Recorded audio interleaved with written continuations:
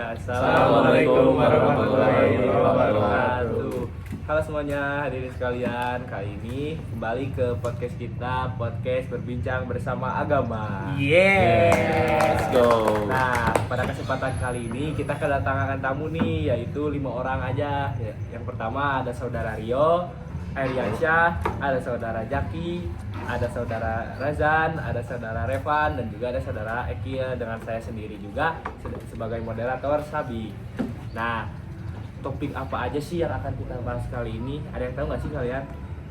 Ini itu bahas Nikah. tentang Nah, kita akan ngebahas tentang nikah nih. Yang lebih spesifiknya yaitu mapan dulu baru nikah, karena di lingkungan sekarang, di kejadian sekarang tuh banyak sekali orang-orang yang memaksakan mereka belum siap tapi mereka malah menikah. Hasilnya mereka menghasilkan rumah tangga yang kurang baik, entah itu berujung cerai ataupun pembunuhan juga, bahkan banyak yang seperti itu. Nah, untuk menghindari hal seperti itu, kita akan membahas lebih dalam terkait hal tersebut. Nah, yang pertama nih, aku mau nanya nih ke saudara Razan sebagai pakar ini nih. Menurut kamu nikah itu apa sih? Oke, menurut aku pribadi nikah itu adalah menjalin antara kedua hubungan, yaitu dari lawan jenis, yaitu dari laki-laki dan perempuan, dan dimana nikah itu dia hanya nikah dan sah aja gitu, tapi dilihat dari kemampuan finansial juga gitu, apalagi dari kemampuan ekonomi dari seorang laki-laki gitu. Kalau misalkan si laki-laki itu hanya bisa mampu hanya cinta aja gitu, tidak disertai dengan ekonominya, nanti kedepannya berumah tangganya akan seperti apa gitu, entah nanti mau makan pakai apa atau mau tinggal di mana gitu. Jadi menurut aku kalau nikah itu dari cowok sendiri harus mapan dulu, terutama dari segi uangnya gitu, dari finansialnya, kayak memiliki rumah, kendaraan gitu, karena nanti ketika nikah kan kita nggak bisa bareng lagi ya sama keluarga kita masing-masing gitu, jadi kita harus bersama bersatu. Nah, jadi menurut aku tuh cowok itu harus punya segalanya dulu nih, harus mapan dulu baru layak untuk menikah gitu. Nah, oke, baik. Mungkin tanggapannya itu sangat baik ya terhadap penjelasan pemaparan materi tentang nikah itu apa. Nah, apakah ada yang ingin menambahkan atau ingin menyambungkan terhadap sebuah hadis gitu? Boleh sih ya. Kalau dari aku, sebenarnya aku tuh udah baca-baca hadis ya tentang menikah gitu. Nah, setelah aku baca-baca hadis itu tuh, sebenarnya kata mapan itu kan apa ya, lebih ke kaya atau harus harta kita tuh harus berlimpah gitu. Iya. Nah, cuman di hadis ini tuh nggak ada gitu kalau kita harus berlimpah, adanya tuh kita tuh harus mampu aja, semampunya kita untuk menikah. Layak lah gitu. Ya, layak. Nah, di sini tuh hadis dari Muhammad yang diriwayatkan oleh Al-Bukhari dan Muslim. Bunyinya tuh kayak gini. Wahai para pemuda, barang siapa di antara kalian yang telah mampu, atau di sini tuh sebutannya al-abah ya, al-ba'ah. Nah, maka menikahlah, karena menikah lebih dapat menundukkan pandangan dan lebih menjaga kemaluan.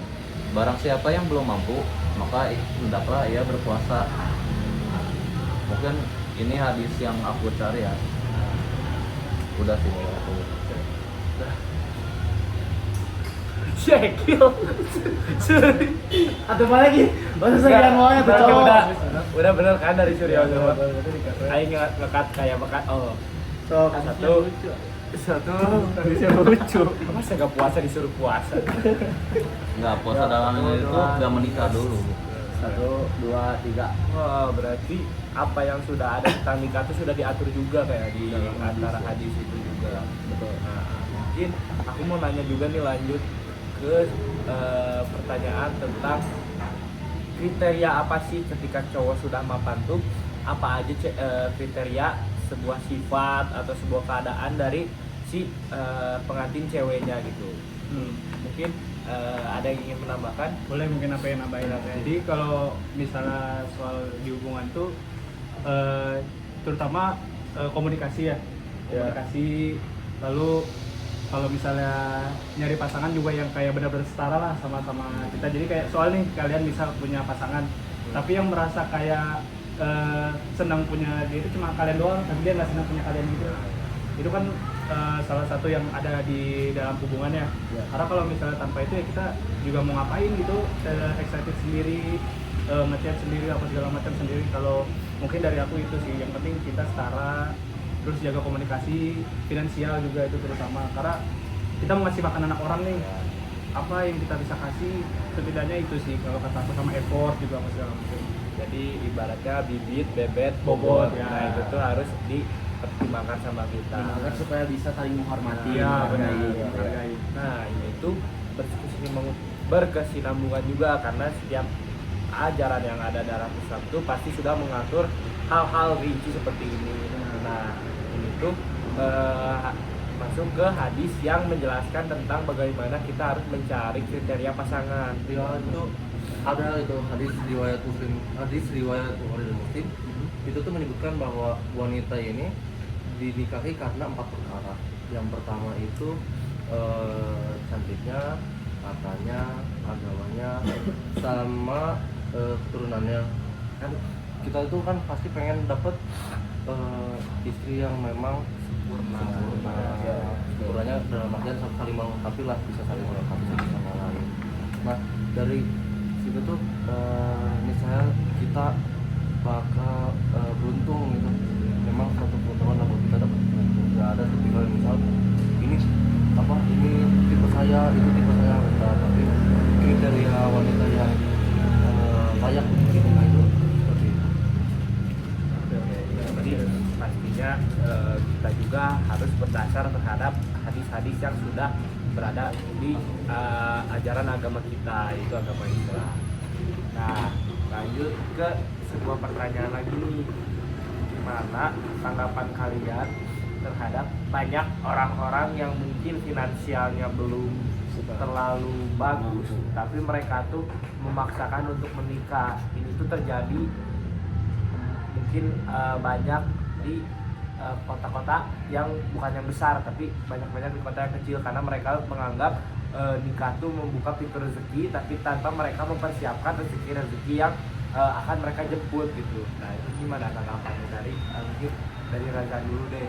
Oke, menurut aku sih itu nggak baik juga ya, karena yang udah banyak terjadi juga, banyak yang cerai juga, banyak yang malah jadi ribut, dan itu tuh pasti gara-garanya juga karena ekonomi, balik lagi karena finansial juga. Jadi menurut aku sih yang paling utama itu ya tentang finansial, balik lagi karena itu adalah kunci juga buat berumah tangga yang berjalan dengan lancar. Itu harus ada finansial juga yang baik gitu kalau dari aku. Nah mungkin boleh Aku izin menanggapi ya. karena aku juga udah coba mencari-cari nih yang mungkin bisa masuk ke hadis ini ya. Ini terkait dengan yang finansial kan. Ya, Nah, betul. ini juga nyambung ke Quran surat An-Nur ayat 32 ya. Yang artinya, dan nikahkanlah orang-orang yang sendirian di antara kamu dan orang-orang yang layak nikah, dan hamba sahayamu laki-laki dan hamba sahayamu perempuan.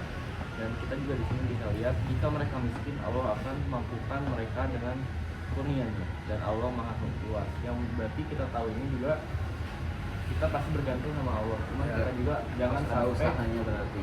ya jangan Ya. sampai kita diem, jangan sampai kita nggak punya Apa-apa. inisiatif dan jadi kita udah tahu nih hadis kita kayak gini, tapi jangan sampai kita tuh ya udah kita pasrah. ngegantungin sama hari gitu. Kita kan harus berusaha juga. Iya. Yang kita tahu nih dari pembahasan kali ini, even judulnya itu mapan dulu baru nikah, kita juga harus tahu kita tuh harus nyiapin apa nih yang sebelum nikah tuh kita harus siapin. Benar. Ya, betul. Karena menurut aku juga kemiskinan itu bukan sebuah keadaan, tapi kemiskinan itu malah keinginan dari seorang yang miskin tersebut. Karena banyak sekali orang-orang yang sebenarnya mungkin keadaannya miskin, tapi ketika mereka mempunyai keinginan, mereka mempunyai lapar, ibaratnya lapar, egonya mereka ingin mengembalikan keadaan tuh, mereka bahkan mudah gitu untuk mengembalikan keadaan menjadi kaya gitu ibaratnya. Nah, oleh karena itu tuh kesimpulan dari apa yang kita bahas kali ini, mungkin mapan dulu baru nikah tuh itu sangat penting. Ya. Karena nikah adalah ibadah seumur hidup. dimana kita menjemput sebuah insan dari perempuan karena kita laki-laki. Nah itu tuh kita akan menjalankannya selama hidup kita masih ada, selama kita masih bernapas, kita akan berinteraksi dengan dia, kita perlu memberi nafkah dia, dan kita juga perlu bertanggung jawab atas apa yang telah kita perbuat. Entah itu menambah anak, entah itu kita menambah kebutuhannya, karena kita tidak hidup sendirian lagi, tapi kita sudah memutuskan untuk mengajak sebuah perempuan masuk ke dalam hidup kita dengan tanda cinta, tanda sayang, dan juga tanda bahwa kita mampu untuk memberikan hidup yang layak terhadap mereka, dan pastinya itu ada di kata mapan. Nah mungkin segitu dulu podcast dari kita. Mohon maaf apabila ada kesalahan. Kami berenam pamit undur diri. Wassalamualaikum warahmatullahi wabarakatuh. Dadah. Bye bye.